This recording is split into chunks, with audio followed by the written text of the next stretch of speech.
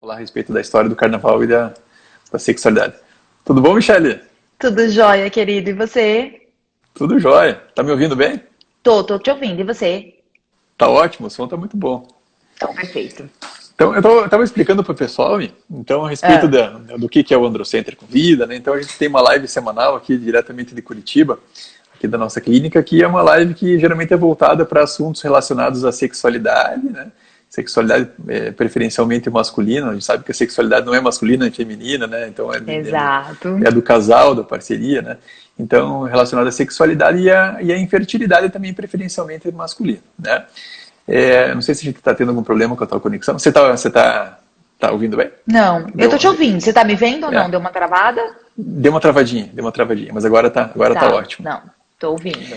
Então, a ideia do Androcenter Convida, do Androcast, é trazer aqui convidados aí, convidados de renome nacional para falar a respeito desses temas de fertilidade e de sexualidade, né? Então a gente já, para ver como o ano está passando rápido, a gente já está no quarto programa agora de 2021. 2021 está passando muito rápido, né? E eu estou muito feliz que eu estou conseguindo manter a excelência dos convidados e também a excelência dos temas abordados, né?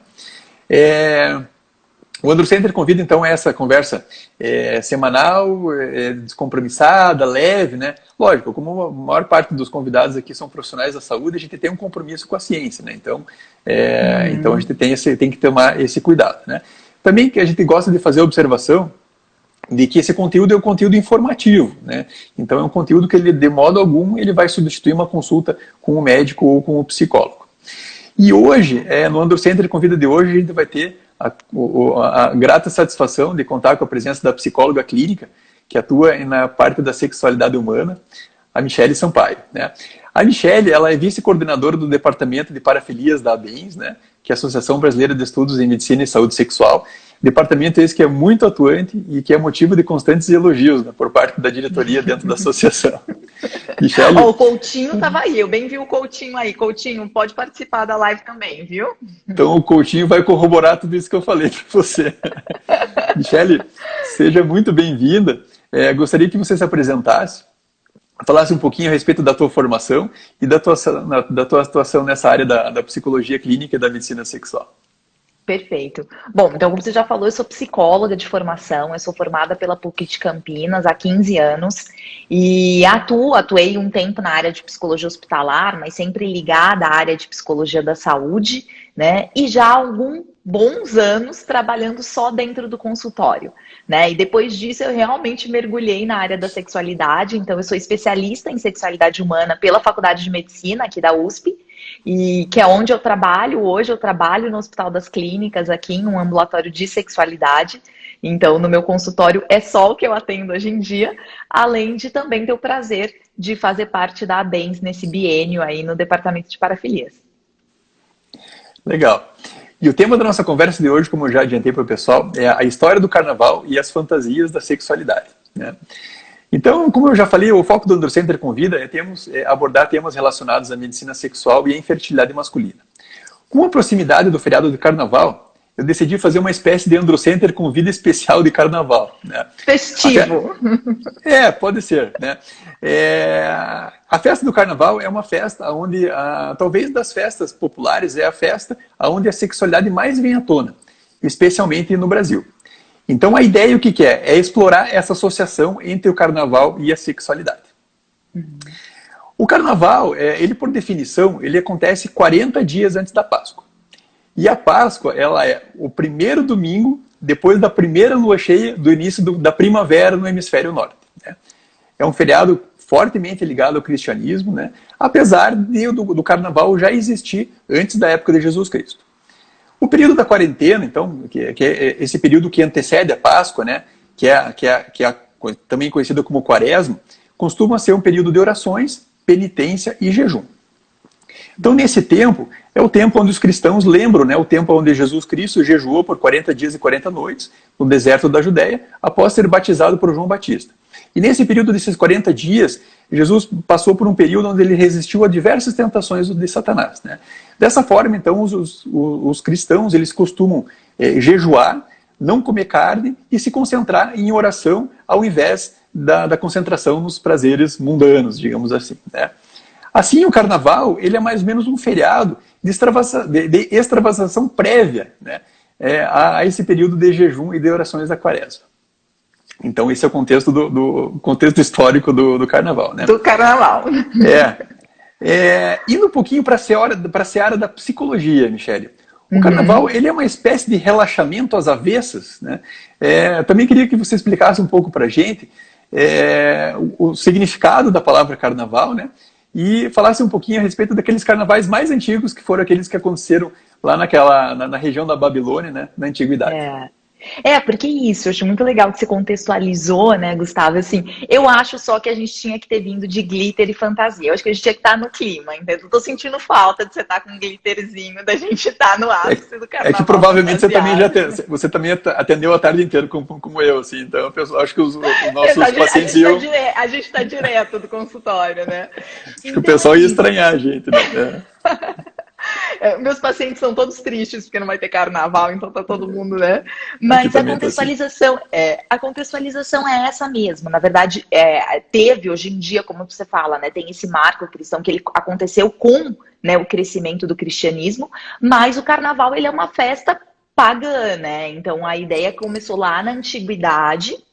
Então eram festas, na verdade, de culto aos deuses, né? Então era um momento onde as pessoas podiam cultuar os deuses, beber, dançar, e tinham aquele privilégio de uma troca de papéis, né? Em algum momento isso tinha, lógico, um contexto mais social, assim mesmo, né? De uma inversão de classes, mas depois simplesmente de poder curtir um pouco, dançar um pouco, e daí vem, né, a palavra carnaval, ela foi mudando ao longo dos anos, né, e lá no século XIV ela chega mais ou menos na Itália, onde ela é carnavale, né, que é a ideia da retirada da carne, né, e eu acho que mais ou menos, 1680, salvo engano, ela realmente, né, se denomina como carnaval, e é esse carnaval que a gente entende hoje, né, que a gente vive, enfim, e eu acho que muitas pessoas curtem, eu pelo menos sou fã de carteirinha de carnaval. E quando você falou de extravasação, é um pouco isso, né? Acho que a gente pensa, poxa, é um relaxamento ao contrário, mas a gente tem que entender que extravasar também é relaxar, né? Às vezes a gente tem o conceito de que para eu estar fazendo um relaxamento, né? Porque as pessoas falam, relaxe, então eu tenho que estar num lugar muito tranquilo, fazendo uma meditação, respirando fundo. Isso não é de todo verdade. As pessoas têm formas muito subjetivas, muito singulares de relaxar, né? Então, às vezes, poder extravasar, dançando, enfim, curtindo, festando, se fantasiando, também é uma forma de relaxamento. E lá na Babilônia, como é que era? Você chegou a dar uma olhada como é que eram os carnavais na Babilônia, não? Sim, é porque tinha isso, né? Era muito culto aos deuses, na verdade, né? Entendi. Então eram dias que as pessoas tinham, né? Na Babilônia, principalmente, as pessoas podiam. Lá eles falavam muito dos prisioneiros, né? Ou dos escravos, das pessoas de menor classe. Eles tinham o direito, na verdade, a trocar, né? Então ele trocava com um rei para poder trocava de papel, viver, né? Trocava de papel. Então ele tinha aqueles dias onde comia, bebia, falavam-se, algumas leituras falam, né, até de relação sexual com as esposas dos deuses e etc e tal, mas em troca desses dias de prazer, algumas vezes ele pagava com a própria vida, né? Então eu faço uma troca, eu tenho esses dias de vivência, mas depois eu sou punido mas era uma escolha feita para poder ter esses dias de carnaval. Esses escravos, né, que frequentemente trocavam de papéis com a nobreza, depois dessas festas eles eram enforcados, eles eram empalados, né, então eles eram mortos depois de fazer o papel. Exato. Então, digamos assim, era um período de extravasação, né, e depois era o período do sacrifício deles, né, então eles se davam em sacrifício, né, em troca dessa extravasação prévia, né. E bastante interessante também na Roma Antiga, né? Então a gente escuta falar dos bacanais, né? E o que era o bacanal, né? O bacanal, ele era uma festa dedicada ao deus romano Baco, né? Que era o deus do vinho, né? E essas festas, elas eram realmente marcadas pela embriaguez, né? E pela entrega aos prazeres da carne, né? Então, nesse contexto, será que essa entrega aos prazeres da carne era por conta da desinibição do álcool? Ou o álcool, será que servia, então, Baco, né, deus do vinho, né, então o álcool lhe servia já na...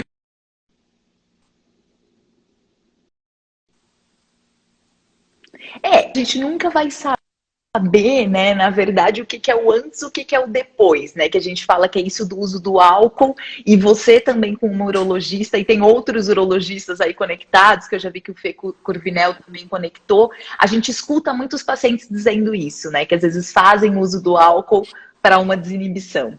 Né? Então eu acho que isso já acontecia lá e acontece talvez até hoje, que é, será que eu preciso disso realmente para poder, voltando a usar a nossa palavra, relaxar um pouco mais, baixar um pouco a guarda, quebrar um pouco a minha ansiedade, né? Ou será que eu já queria fazer isso e eu uso o álcool como uma desculpa? Então a gente sempre fala que tem um pouquinho desse conflito, né? Mas que é fato que algumas pessoas fazem uso do álcool para desinibição. E aí, se a gente for comentar, o carnaval é uma festa onde as pessoas têm um consumo de álcool significativo, né? Algumas pessoas justificam a desinibição por causa dele. Né? É verdade. Quantos pacientes a gente escuta falando, né, Gustavo? E aí trazendo até para acho que a nossa vivência de consultório, até a ansiedade que acomete muitas vezes para a relação sexual, né? O que a gente cansa de falar da ansiedade de desempenho, e aí a gente tem muito paciente que fala assim, né? Ah, não, eu tomei alguma coisinha para relaxar. Né? Então eu precisava daquilo para relaxar, acaba ficando sob controle disso, o que a gente sabe que nem sempre é saudável ou adequado, mas as pessoas fazem uso do recurso. Porque o álcool em pequenas doses ele acaba realmente desinibindo, né? Mas aí aquela sintonia fina entre você saber a dose da desinibição e a dose da sedação, porque que o álcool em dose um pouco maior ele vai sedar, ele vai rebaixar o nível de consciência, ele vai prejudicar, inclusive, a performance sexual da pessoa, né? Com certeza. Então, a linha é muito tênue, né? Entre se falar assim, aquele gole a mais eu passei do ponto, né? E, obviamente, eu, como psicólogo, vou falar assim, não, calma, vamos trabalhar e tentar enfrentar os seus comportamentos, né? Sem precisar fazer recurso do álcool, né? Gente, essa live aqui tá muito pop.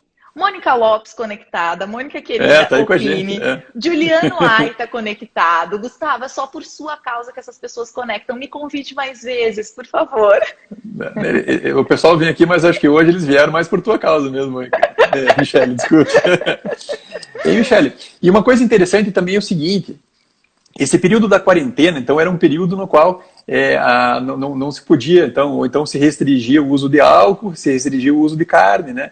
E assim, como era no começo da primavera, então você ficar por 40 dias sem consumir as bebidas e sem consumir as comidas, provavelmente nesse período as comidas e as bebidas elas iriam estragar, né? Então, para não perder essas comidas, então, e essas bebidas eles consumiam antes desse período da quaresma, e dessa forma aí, as comidas não eram perdidas, mas em contrapartida haviam bastante embriaguez e bastante extravasação dessa questão da comida e da bebida, né? É um mecanismo que a gente fala, as pessoas usam muito isso, né, Gustavo? Quando a gente fala, mesmo dentro da teoria comportamental, a gente fala muito daquele mecanismo de privação e saciação, né? Então, até a ideia que eu vou passar por um período de privação, na verdade, faz com que eu queira uma saciação gigantesca, né? Então é aquela ideia do eu vou me esbaldar antes porque eu sei que pode faltar depois. Se a gente for olhar, até aquelas pessoas que falam assim, segunda eu começo dieta, o que a pessoa faz no final de semana? Come enlouquecidamente, se acaba, né? Então, tipo, a ideia, vai vir a quaresma, vai vir um período de privação, então deixa eu extravasar antes, né? É claro que hoje em dia nem todas as pessoas seguem esse ritual, né? Seja o ritual mais do cristianismo, mais religioso, de entender que realmente vai começar um período de privação depois, não necessariamente isso, mas as pessoas gostam, né, de fazer parte os dias de extravasação antes, né? Bom, mas o pessoal veio aqui para escutar falar de sexualidade, né? Não é de carnaval e de historinha, né? Então, o que acontece? já na época do Renascimento, né, acho que a coisa começou a ficar um pouco mais para o objetivo que a gente tem hoje, né? Então, no Renascimento, então, tinham essas festas, principalmente nas cidades italianas de Florença, Roma e Veneza, né? E eram lá que haviam, então, os desfiles de fantasias, né? Onde as pessoas usavam chapéus, máscaras e capas, né? E isso aí acabava fazendo com que as pessoas, era quase impossível a identificação de quem que estava usando essas fantasias, né? E isso, muitas vezes, ajudava a liberar as pessoas para fazer o que elas quisessem, né? Então, já não era o escravo que podia fazer tudo, mas ia ser sacrificado depois, mas aí a pessoa ter a oportunidade de fazer de tudo que ela gostaria de fazer, mas ela não faria por conta de talvez uma repressão social e da sociedade, né? Então, essas fantasias, essas máscaras, né? Então, elas acabavam permitindo com que ela fizesse o que ela quisesse, né? E sem ser identificada, né? Qual que é a lógica disso, Michele, da pessoa se fantasiar para poder fazer o que quer e toda essa opressão que existe e já existia da sociedade já naquela época, né? Isso. Na verdade, a gente tem os controladores sociais, né? Então, seja cultural, religioso, familiar. Então, nós temos esses controladores que regem meio que aquilo que é certo, o que é errado, né? Dizem o que a gente deve ou não deve fazer. Então, a gente entende que algumas coisas não são permitidas, elas não são corretas. E isso é em tudo na vida, é no nosso comportamento do dia a dia e, em especial, no nosso comportamento da sexualidade. A gente sabe que até hoje a gente vive gerações, né? A gente tem gerações sexualmente ativas que passaram por muita repressão antes, muito daquilo, isso não pode, isso é feio, isso não. Né? Então é uma forma de eu colocar em prática as minhas fantasias. Então no carnaval, no momento que eu posso colocar uma máscara, eu me aproprio de uma outra persona. Né? Ah, não sou a Michele, eu sou a Colombina, não sei quem, então eu me dou o direito de fazer, né? Só que o grande questionamento é, o que eu estou colocando em prática? Talvez ele esteja manifestando o meu próprio desejo, encorajada pela máscara. Entendi. E sexualmente a gente também vai ver muito isso, né? Às vezes aquelas pessoas que brincam, porque a gente entende também que tem as fantasias, né? Até mais eróticas, as fantasias que as pessoas trazem para a hora do sexo, que ela também é uma forma de você, enfim, né? Se vestir de uma persona para liberar algumas travas. E às vezes tinham até a oportunidade, né, de chegar um pouco mais perto das classes mais nobres, né? Então aquele plebeu que jamais poderia chegar perto de uma princesa, por exemplo, ele poderia ter a oportunidade de um baile de máscaras, né, ir lá se identificar para ela, boa parte ela, por que não, né, ter também uma atração pelo plebeu, né, pela aquela pessoa de uma classe um pouco mais simples, que a sociedade dizia que ela não poderia se relacionar por conta das classes sociais, mas nessa época era uma época onde o plebeu tinha a chance de chegar perto da nobre, né, ou vice-versa, né, e tentar tirar um pouco esse freio que a sociedade impunha a essas classes sociais naquela época, né. Exatamente, você quebra esse freio, você abre a possibilidade, né? Até que você falou, por que não, de uma atração, de um flerte entre pessoas que socialmente eram proibidas de se relacionar, né? Então essa ideia de deixa eu me fantasiar e curtir, fazer aquilo que eu quero, né? Não necessariamente com a vivência da sexualidade, mas há alguns anos, há poucos anos, na verdade, em Salvador, a Ivete se fantasiou de palhaça, se maquiou inteira, junto com vários amigos, todos fantasiados iguais, para ela sair no que eles chamam lá da pipoca, que é sair no meio da galera, que ela fala, desde que eu fiquei famosa eu nunca mais pude fazer isso, e eu adorava. Então eu me escondo atrás de uma fantasia de palhaço, mas para viver alguma coisa que eu tenho vontade, né? Ali a gente está falando de uma brincadeira que ela fez, mas quantas pessoas também usam disso para uma expressão da própria sexualidade. Justamente, então já entrando nessa parte do carnaval no Brasil, né? Então, que o carnaval no Brasil ele foi trazido pelos portugueses, né? Que trouxeram toda a questão da cultura europeia para o Brasil, né? Então, desse modo aí, trouxeram os blocos de carnaval, os bailes de máscaras, né? E até a questão das escolas de samba, né? E tudo isso foi muito associado, então, a essa cultura europeia com a associação da cultura dos escravos africanos, né? E dessa associação nasceu, então, o samba, né? Os afoxés e até mesmo o frevo, né? Então, que são festas que trazem à rua multidões de pessoas, né? para se socializar num período onde as atitudes, as atitudes mundanas são um pouco mais permitidas, né? Nesse contexto, Michele, qual que é a importância desse período do ano e dessas atitudes mais liberais, mais liberadas, né, para a saúde mental das pessoas? Isso é benéfico? Na verdade, a gente entender que a gente tem algumas válvulas de escape, ela é muito benéfica para a saúde mental. Né? Então, a gente busca isso no nosso dia a dia, na nossa rotina, né? Então, fazer coisas que a gente sinta, né? Pegando o que você até falou no início, que a gente possa extravasar. Né? Então, tem aquelas pessoas que falam, o ano só começa depois do carnaval. Né? Tanto é que tem um meme que o pessoal brincou assim, 2020 vai ser eterno, porque ele não vai terminar, porque não vai ter o carnaval de 2021, né?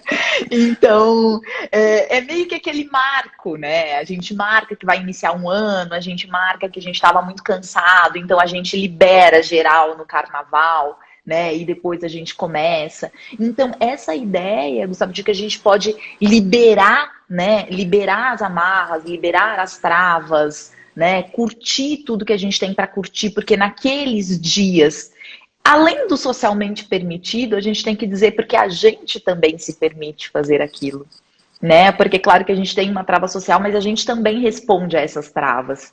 Então, naqueles dias a gente fala do tipo, pode tudo, né? Mônica tá sofrendo sem carnaval, Mônica, eu também tô triste, esse ano vai ser difícil. Inclusive, na semana passada, minha secretária Edna, ela veio falar comigo dizendo que o carnaval tinha sido cancelado. Eu falei, como assim, né? Eu achei que era um feriado obrigatório, né? A gente sempre teve... É tão importante esse feriado de carnaval no nosso ano, né? Que eu fiquei extremamente surpreso de saber que o carnaval não ia ter, né? Tanto que eu até para a semana que vem eu nem marquei nenhuma live, né? Não vai ter Androcentro Convido na semana que vem, porque era para ser feriado, né? Na verdade é um ponto facultativo, né? A gente tem como um feriado, mas não é, né? Porque inclusive eu achava, né, que ponto facultativo era só na segunda-feira e na quarta-feira à tarde. Eu achei que na terça-feira era feriado e acabou, né? Mas o 2020 veio para mostrar pra gente que até a gente achava que era uma coisa certa, não é bem assim, né? Exatamente, né? Veio mudar os nossos paradigmas, né? Exatamente, esse ano vai ser um ano de necessidade de resguardo, né, do que a gente ainda está vivendo da pandemia, mas talvez acumule mais desejo para extravasar em 2022, né? Vamos aguardar o que vai ser o carnaval de 2022. Se até lá todo mundo estiver vacinado, né? Exatamente. Torcer para isso, por favor, Gustavo, vamos torcer para isso. Pois é, eu fiquei sabendo uns tempos atrás aí que eles vão inaugurar um novo setor de produção de vacinas do Butantan em 2022. Eu fiquei estarrecido. Será que a gente vai conseguir vacinar o pessoal só no ano que vem, né? Não, é lógico. Tomara que tenha carnaval no ano que vem, né? Exatamente, é claro que a gente sabe que é uma fase difícil, é pandemia, que o que está como prioridade é terminar isso e realmente proteger vidas, né? Mas a gente aqui está brincando simplesmente falando de um prazer, né? E do quanto as pessoas sentem falta disso, né? O Jair falando que sempre vive o carnaval, né? Sempre trabalhando e curtindo. Jair, que saudade que eu tô de você. Eu não vejo a hora que passe a pandemia, né? Pra gente poder se encontrar de novo. E é verdade, Jair é um grande amante de carnaval sempre.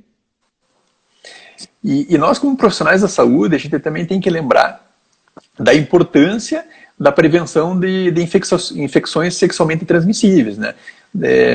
Não só no carnaval, mas também no carnaval, né? Como é uma festa um pouco mais liberal, digamos assim, as pessoas sempre devem usar métodos contraceptivos e métodos preferencialmente de barreira, né? Que também vão prevenir contra infecções sexualmente transmissíveis, como HIV, né, como a própria sífilis, né? A sífilis é uma doença que a gente vê ressurgindo com uma força muito grande, né? Eu sou formado urologista faz aí mais ou menos uns 12 ou 13 anos. Uhum. Há 12, 13 anos atrás a gente dificilmente via sífilis, assim, sabe? Hoje em dia a gente vê sífilis com uma frequência muito grande no consultório. Muito grande. Né? Então a gente vê que realmente as pessoas elas estão deixando de lado essa questão da proteção, desses métodos de barreira, né? De preservativo masculino, preservativo feminino. E isso é uma coisa que deve ser alertado, né? Porque não é só a anticoncepção no sentido de evitar filhos, tudo, né? Então, uma relação desprotegida, né, pode trazer um HIV, um sífilis, uma hepatite, né? Então, que são doenças extremamente graves, né? A gente tem hoje em dia a realidade do PrEP, do PEP, né? Então, que são as medicações pré e pós-exposição. Boa parte das pessoas acabam confiando, mas o PrEP e o PEP, eles vão ser efetivos contra o HIV, né? Então não vão ser efetivos contra outras doenças, como a própria sífilis, as hepatites, né?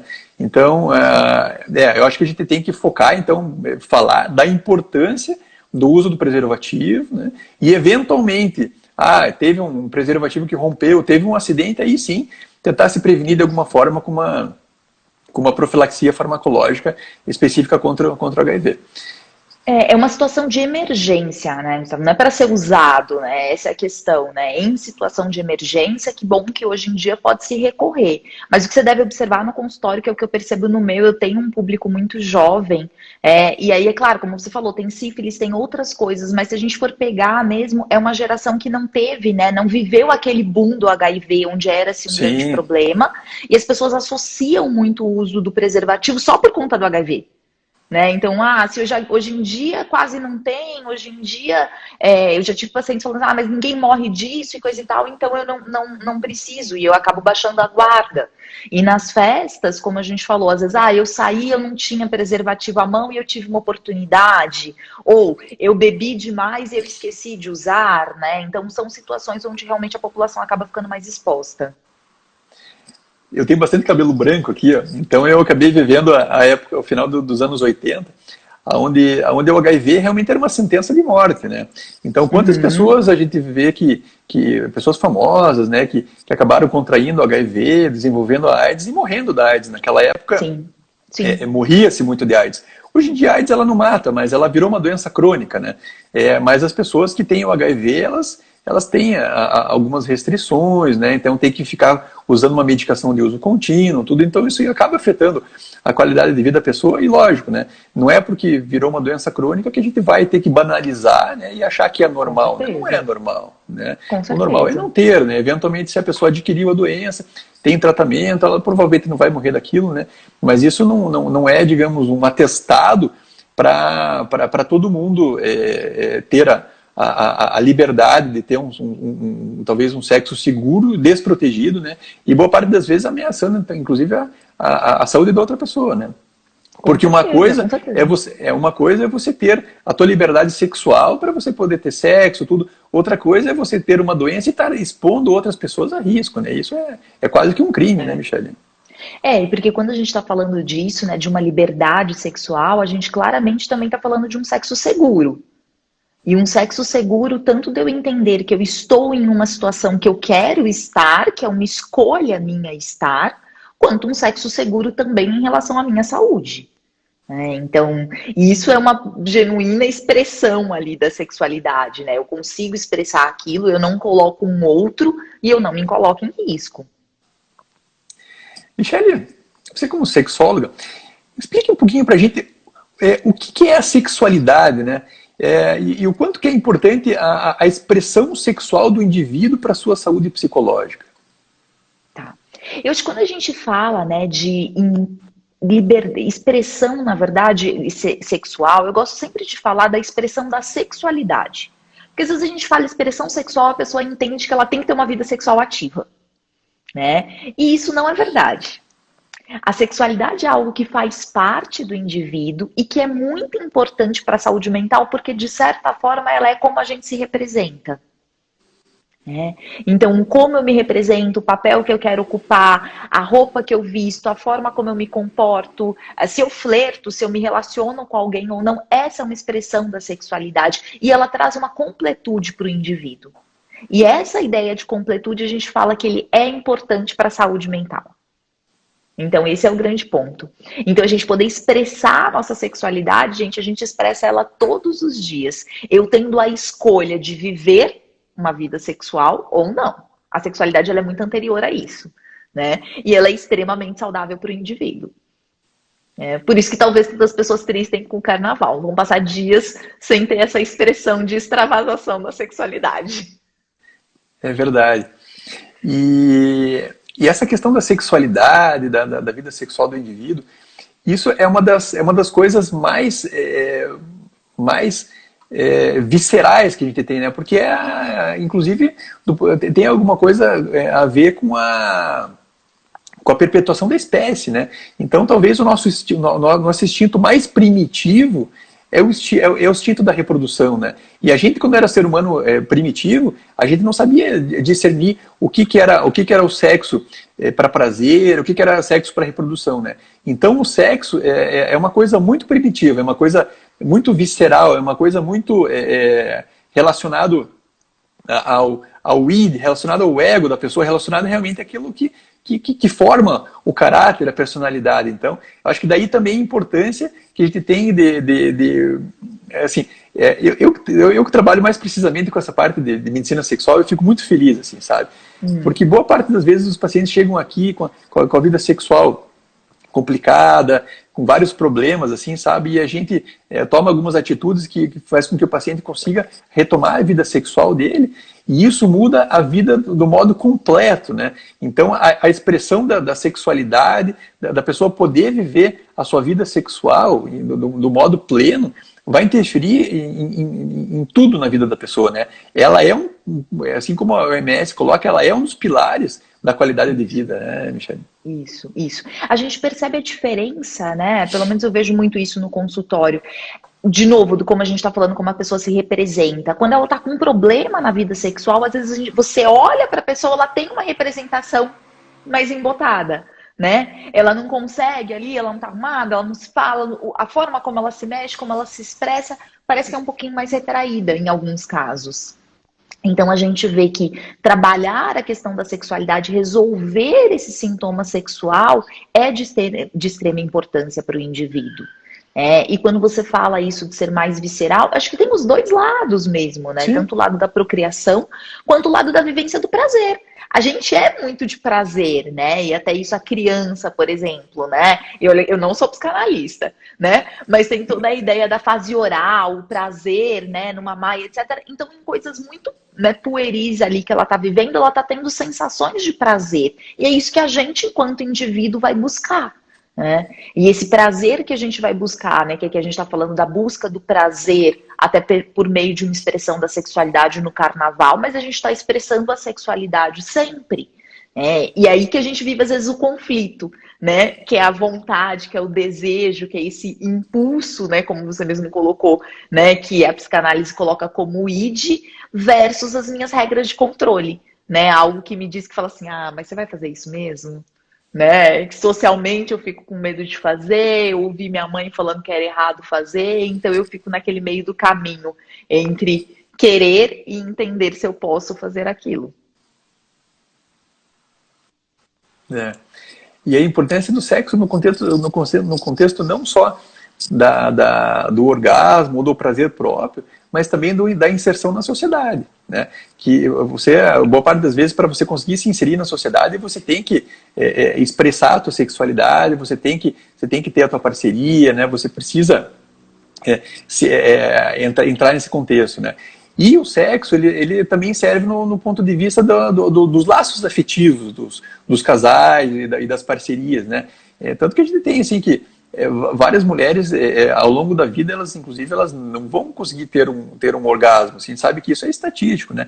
Então, a boa parte das vezes, inclusive para essas mulheres, o sexo ele acaba sendo um laço, um vínculo, né, de companheirismo com o parceiro, né? Então, toda vez que a gente está diante de uma disfunção sexual, a gente tem que levar tudo isso aí em vista, né? Inclusive na parte da investigação, né? Ver se nesse casal disfuncional, o que está acontecendo de errado, né? Será que é só uma disfunção erétil? Será que é só um vaginismo? Será que o que está acontecendo? Tem que ver como é que estão as fases do desejo sexual, né? Se está tendo uma excitação adequada, né? Se o ambiente onde essas pessoas vão ter relação é um ambiente adequado, né? Ver se eles têm privacidade, ver se eles estão se sentindo à vontade. E tudo isso é muito importante na investigação, principalmente nessa área que a gente trabalha, né? Então, às vezes, é aquele detalhezinho final da consulta que o paciente, e boa parte das vezes, eles deixam para falar tudo no final, né? O que está acontecendo? Não está acontecendo nada, vim por causa de uma disfunção erétil, tal. Daí você vai conversando, vai puxando o fio da meada, e quando você vê aquele detalhezinho que mais importava, você estava no finalzinho, né? Então, com a gente que lida com essa questão de medicina sexual, a gente tem que estar sempre muito atento. São consultas que não tem hora para acabar, né? Então, não é aquela consultinha de 15 minutos que você vai ver se tem um cálculo, se tem, por exemplo, apareceu um tumorzinho na próstata, no rim e tal. Não é assim, né? O negócio é muito esmiuçado, é muito no detalhe, né, Michele?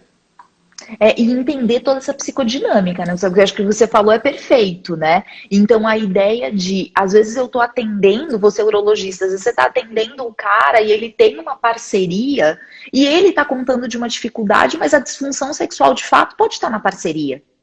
E aí você tem que entender o que ocasionou o quê, né? É a psicodinâmica do casal que desencadeou isso, não é? O que foi ali que trouxe aquele sintoma. E até mesmo que você falou, estatisticamente, né, por prevalência, né, as pesquisas do comportamento sexual, né, ainda humano mostram que a mulher ainda busca mais o sexo pelo vínculo afetivo do que pelo prazer, né? Isso tem mudado. Ainda bem, e espero que mude cada vez mais, né? Mas o que a gente vê hoje, sim, às vezes tem um querer estabelecer um vínculo, né? Eu acho que a Mônica fez uma pergunta aqui. Ela fez uma pergunta bem legal. Michele, você já atendeu alguém que assumiu a orientação sexual após o carnaval? Já. Muita gente. Muita gente. Tá? E aí, quando a gente está falando, né, essa questão eu acho que é mais uma percepção, às vezes, ou uma possibilidade de viver aquela orientação sexual, eu acho que isso é muito legal. E até, às vezes, se encontrar nesse espectro da sexualidade, né? Porque a gente tem que parar de ser essa coisa tão binária, né? Ou eu sou homo ou eu sou hétero, né? Kinsey, lá na década de 60, 50, já falava pra gente, né? E ele tinha lá na escalinha dele que às vezes a pessoa pode ser predominantemente heterossexual, por exemplo, mas com eventual experiência homo, né? E eu vejo muitos pacientes vivendo esse eventual no carnaval, aproveitando o carnaval para poder vivenciar. E daí esse homo pode virar preferencialmente homo na sequência. Não necessariamente, né? A gente não tem que entender que ela é uma escala crescente.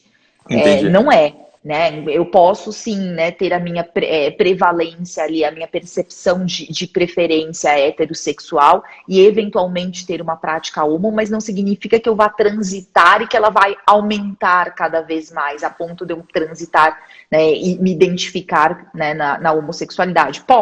Posso, não tem problema nenhum. Mas não é uma necessidade de degrau. Eu fiz isso, agora eu vou querer mais vezes. Não necessariamente. E essa questão de fantasias, assim, tem a ver com o nível de excitação da pessoa? Porque o que acontece? A gente observa que nos homens, por exemplo, um homem que tem 18 anos para ele ter um relacionamento, ele não precisa ter muita excitação para ele ter uma ereção legal e ter uma qualidade sexual bacana, né? Uhum. Entretanto, você vai ver um paciente lá que tem os seus 55, 65 anos de idade, ele vai precisar de muito mais excitação, ele vai precisar de muito mais estímulo sexual para conseguir a mesma qualidade de ereção e a mesma qualidade de satisfação sexual.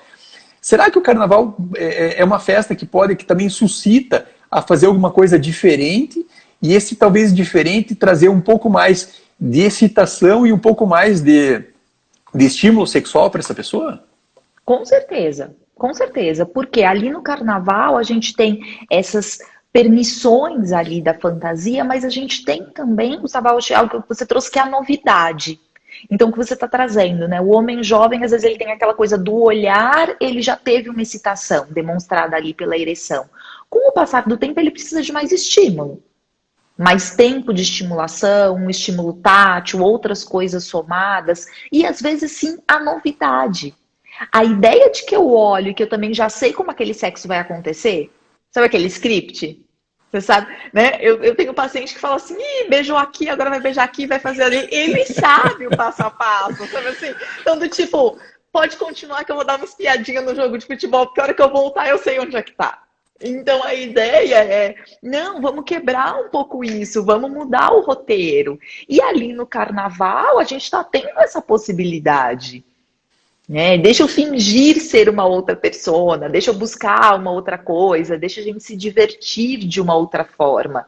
Então a gente junta uma fantasia, que aqui a gente está colocando como fantasia de carnaval barra fantasia sexual, que é uma grande novidade e que vai, consequentemente, também trazer uma grande excitação. E você, como sendo vice-coordenador do departamento de parafilias, vamos falar um pouquinho de parafilia e vivência parafílica, né? As fantasias sexuais e até mesmo as vivências parafílicas, você acha que elas estão mais em voga nessa época do ano? Explica pra gente o que é uma parafilia, para que a boa parte das pessoas não sabe o que é uma parafilia, o que é uma vivência parafílica.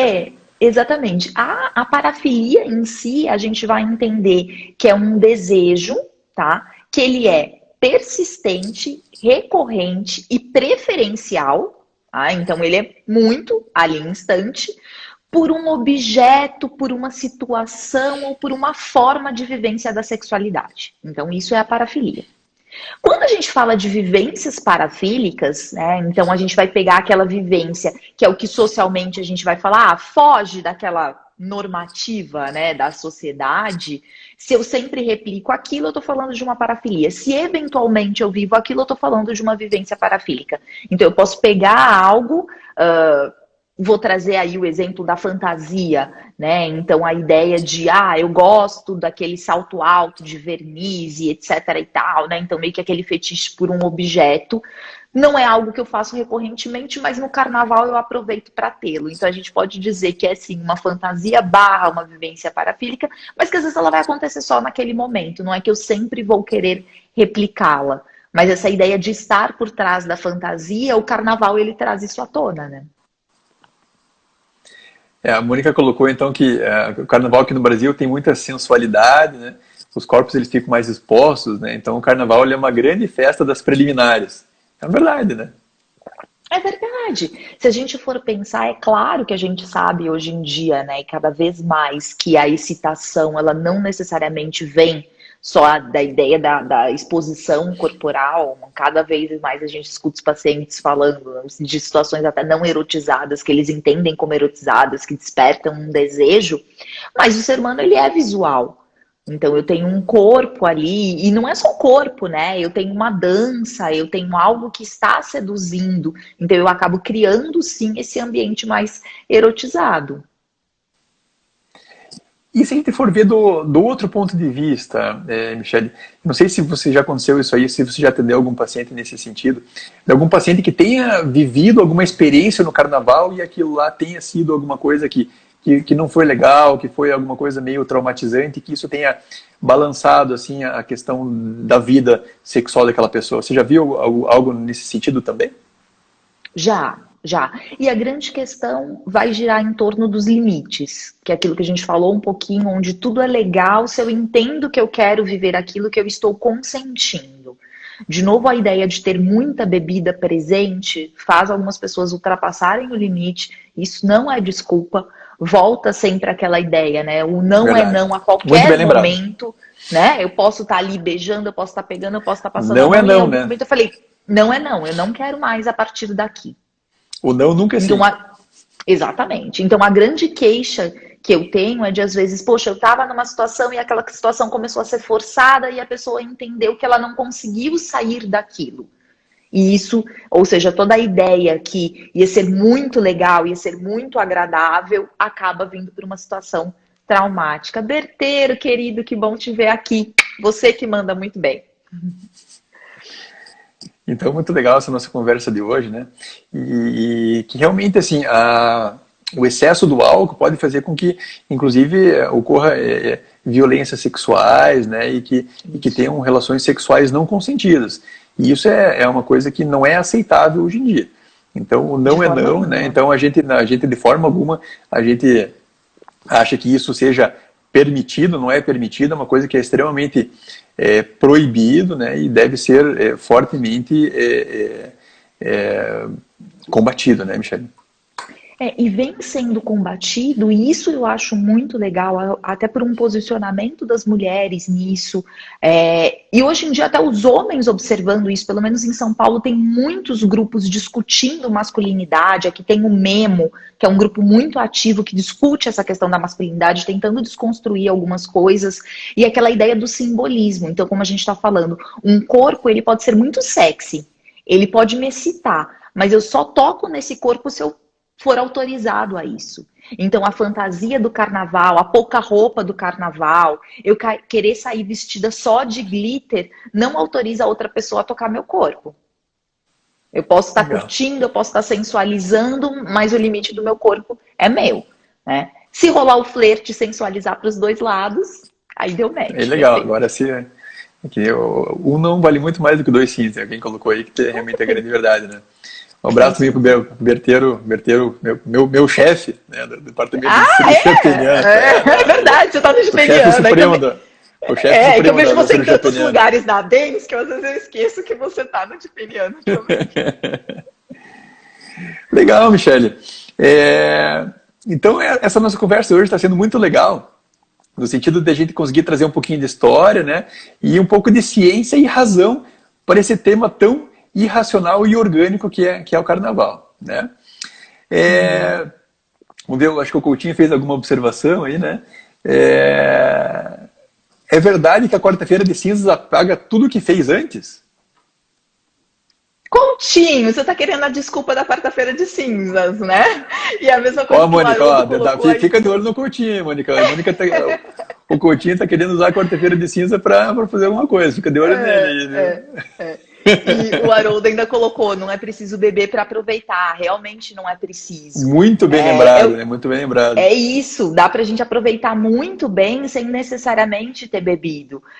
A ideia da quarta-feira de cinzas, né, que claramente o Coutinho brincou aí, é aquela coisa assim... A Mônica falou que vai ser com ela.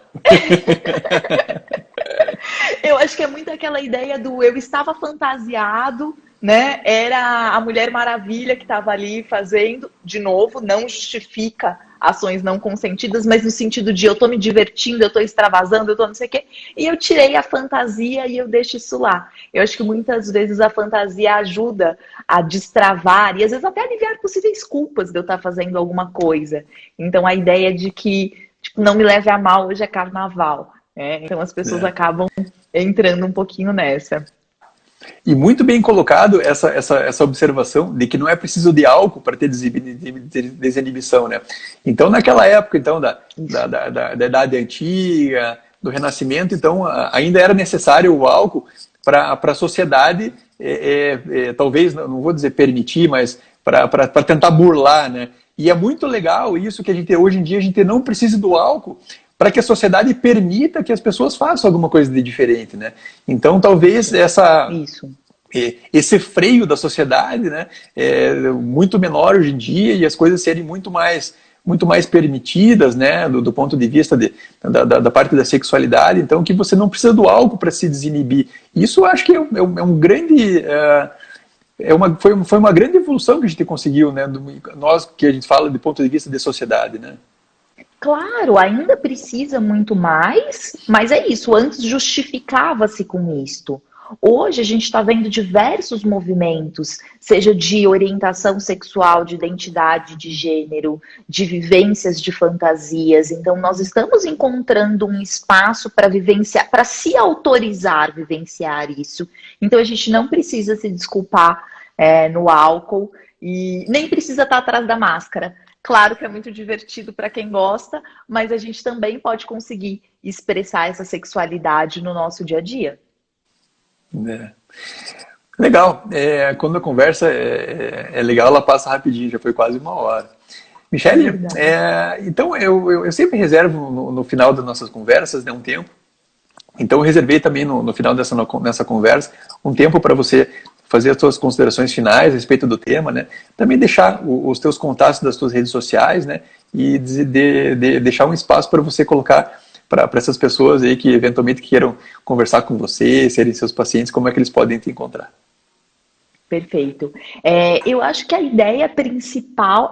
A Mônica quer bloco da Bens, Mônica. Ano que vem Vamos ter que vai fazer. ter que fazer. A gente vai ter que fazer, gente. É o final do nosso biênio. Vamos fazer isso, né? Por favor. Eu acho que o que a gente mais falou aqui, né, essa grande ideia de poder vivenciar essas fantasias, soltar essas fantasias. Mas o que eu falo que é mais importante é a gente poder expressar a nossa sexualidade. Tentar encontrar um meio de expressá-la no dia a dia, porque isso é super importante para a nossa saúde mental. E sim, em alguns momentos a gente tem a chance de também expressá-la num carnaval, numa fantasia, numa viagem, que assim seja. Mas que a gente sempre busque a melhor forma de estar bem com a gente mesmo. Não é fazer o que o outro faz, não é sexualizar do outro que aquele sexualiza, mas é onde é que eu me identifico. Essa é a questão. Eu tenho que me identificar nessa expressão da sexualidade. Eu acho que esse é o ponto mais importante. Bom, para quem, né, como você falou dos meus contatos, tem aí meu Instagram, que vocês devem estar vendo aí, é michelesampaio.sexóloga.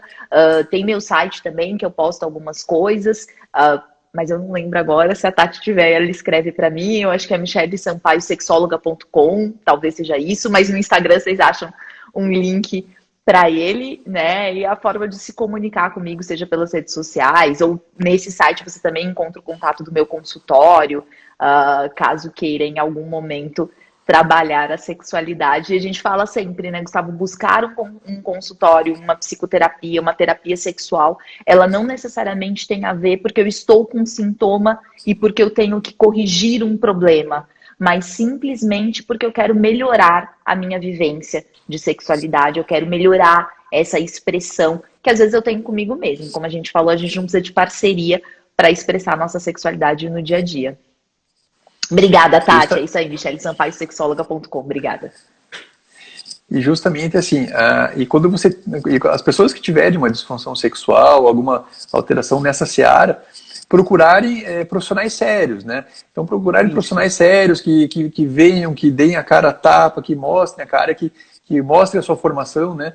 E boa parte das vezes, você escuta uma propaganda, vá em tal clínica, tal, mas aquela clínica não tem, ninguém fala de nome de quem está atendendo, o que não está, né?